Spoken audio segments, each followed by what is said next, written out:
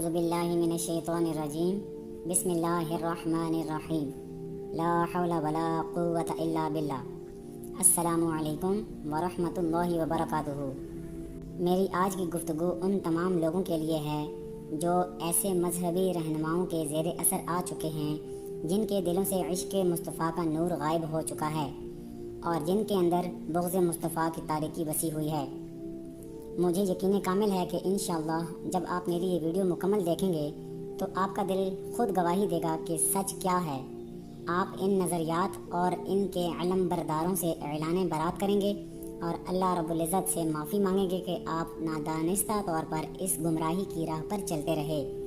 تو پیارے محمد مصطفیٰ صلی اللہ تعالیٰ علیہ وآلہ وسلم کی پیاری امت، کیا آپ نے کبھی ایسے لوگ دیکھے ہیں جو یہ دعویٰ کرتے ہیں کہ وہ کام جو خود رب کائنات فرما رہا ہے اگر بندہ اسے اختیار کرے تو وہ شرک بن جاتا ہے؟ آئیے میں آپ کو ایسے نظریات کے حامل افراد سے روشناس کرواتا ہوں، وہ لوگ جو عشق مصطفیٰ کو شرک قرار دیتے ہیں اور یہ کہتے ہیں کہ نبی کو پکارنا شرک ہے۔ ان ناسمجھوں کو اتنا بھی شعور نہیں کہ رسالت محمدی صلی اللہ تعالیٰ علیہ وآلہ وسلم کے بغیر توحید کا تصور ہی مکمل نہیں ہوتا۔ رسالت توحید کا حسن ہے، رسالت توحید کا دروازہ ہے، اور جو رسالت کا انکار کرے وہ دراصل توحید کی بنیاد ہلا رہا ہے۔ تو آئیے بات کرتے ہیں عقل اور دلائل کے ساتھ۔ یہ بات معتبر احادیث میں موجود ہے کہ حضرت آدم علیہ السلام نے عرض کی، اے اللہ، محمد مصطفیٰ صلی اللہ تعالیٰ علیہ وآلہ وسلم کے صدقے میری مغفرت فرما، اور اللہ تعالیٰ نے ان کی دعا قبول فرما لی۔ اب سوال یہ ہے کہ جن کے وسیلے سے حضرت آدم علیہ السلام جیسے جلیل القدر نبی کی دعا قبول ہوئی، ان کے نام کو لینا اور ان سے محبت کا اظہار کرنا آخر شرک کیسے ہو سکتا ہے؟ کیا یہ انصاف ہے کہ جس نام کے وسیلے سے بخشش کی راہیں کھلیں اسی نام کو لینا آج شرک کہلایا جائے؟ لیکن افسوس، کچھ لوگ جو دل و دماغ کے دروازے بند کر چکے ہیں وہ یہ کہہ دیتے ہیں کہ نبی کو پکارنا شرک ہے۔ حقیقت تو یہ ہے کہ یہ دل کا اندھا پن ہے، بصیرت کا فقدان ہے، نہ کہ توحید کی خدمت۔ میں ایسے تمام جاہلوں کو یہ نصیحت کرتا ہوں کہ فتووں کے شوق میں اپنے ایمان کا جنازہ مت نکالیں، ورنہ کل روز محشر کوئی دلیل کام نہیں آئے گی۔ مجھے تو یہ سمجھ نہیں آ رہی کہ ایسے جاہل لوگ اذانوں کو اور درود و سلام کو اور نمازوں کو کس درجے میں رکھیں گے؟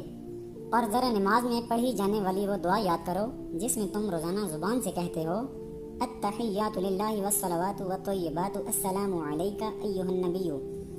ذرا سوچو اور دھیان دو، یہ کیسا انداز خطاب ہے، کتنا محبت بھرا، ادب سے لبریز اور قلب کو چھو لینے والا جملہ ہے، السلام علیک ایھا النبی۔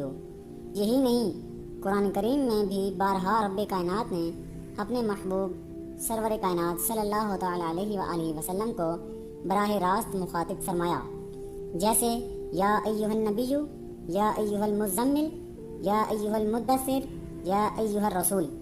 یہ سب کچھ اللہ رب العزت فرما رہا ہے، معبود ہو کر پکار رہا ہے اپنے محبوب کو۔ تو پھر سوال یہ ہے کہ اگر اللہ پکارے وہ محبت کہلائے اور بندہ پکارے تو فتویٰ لگے؟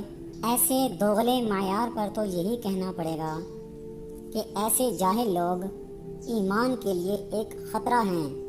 یہ انسان نہیں، فتنہ پرستی کا عنوان ہے، بلکہ یہ کہنا بھی مناسب ہوگا کہ ایمان کے لیے زہر قاتل ہیں۔ تو پیارے محمد مصطفیٰ صلی اللہ تعالیٰ علیہ وآلہ وسلم کی پیاری امت کو یہ سوال ان تمام ثبوتوں کی روشنی میں ان جاہل لوگوں سے پوچھنے چاہیے جو پیارے محمد مصطفیٰ صلی اللہ تعالیٰ علیہ وآلہ وسلم کو پکارنا شرک کہتے ہیں۔ اور وہ سوال یہ ہیں، پہلا سوال یہ ہے کہ جب رب کائنات نے قرآن میں فرمایا یا ایھا النبی، تو کیا نعوذ باللہ رب نے شرک کیا، یا پھر یہ انداز خطاب ہمیں ادب و محبت سکھا رہا ہے؟ نمبر 2، اگر یا نبی کہنا شرک ہے تو السلام علیک ایھا النبی جو ہم دن میں 5 بار نماز میں پڑھتے ہیں وہ کیا ہے؟ کیا تم اپنی نمازوں کو شرک سے بھرپور مانتے ہو؟ نمبر 3، حضرت آدم علیہ السلام نے نبی کریم صلی اللہ تعالیٰ علیہ وآلہ وسلم کے وسیلے سے دعا مانگی، تو کیا نعوذ باللہ حضرت آدم علیہ السلام مشرک تھے؟ نمبر 4، اللہ رب العزت نے فرمایا یا ایھا المزمل، یا ایھا المدثر، یا ایھا الرسول۔ کیا یہ انداز ہمیں سکھا رہا ہے کہ نبی صلی اللہ تعالیٰ علیہ وآلہ وسلم کو نام لے کر پکارنا ربانی سنت ہے، یا معاذ اللہ اللہ شرک سکھا رہا ہے؟ نمبر 5، اللہ تعالیٰ نے قرآن پاک میں فرمایا وَاعْلَمُوا أَنَّ فِيكُمْ رَسُولَ اللَّهِ، یعنی رسول صلی اللہ تعالیٰ علیہ وآلہ وسلم تمہارے درمیان موجود ہیں، تو انہیں پکارنا، ان سے محبت جتانا کیا جرم ہے یا ایمان کا مظہر ہے؟ نمبر 6، اگر نبی کو پکارنے والا مشرک ہے تو کیا وہ پوری امت جو نماز، اذان، درود اور سلام میں نبی کا ذکر کرتی ہے، معاذ اللہ سب مشرک ہو گئی ہے؟ نمبر 7، اگر نبی کا ذکر کرنا، پکارنا، وسیلہ لینا شرک ہے تو صحابہ کرام، تابعین اور اولیاء کرام کے عمل کو تم کس خانے میں رکھو گے؟ کیا وہ سب تمہارے فتوے کے محتاج تھے؟ نمبر 8 اور آخری سوال یہ ہے کہ آخر تمہیں عشق رسول سے کیا بیر ہے؟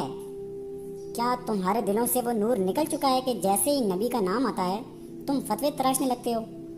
یہ ہیں وہ سوالات جو میں چاہتا ہوں کہ پیارے محمد مصطفیٰ صلی اللہ تعالیٰ علیہ وآلہ وسلم کی پیاری امت ان جاہلوں سے پوچھے، اور پیارے محمد مصطفیٰ صلی اللہ تعالیٰ علیہ وآلہ وسلم کی پیاری امت، میری آپ سے ایک محبت بھری گزارش ہے، سوال کرنا سیکھیں، حق کو پہچاننے کی کوشش کریں، ہر کسی کی بات بغیر تحقیق کے قبول نہ کریں، اور ایسے لوگوں سے دور رہیں جن کے الفاظوں سے، جن کے کلام سے عشق رسول کی خوشبو نہیں آتی، اور نبی کریم کے ذکر کو جو جرم بنا کر پیش کرتے ہیں۔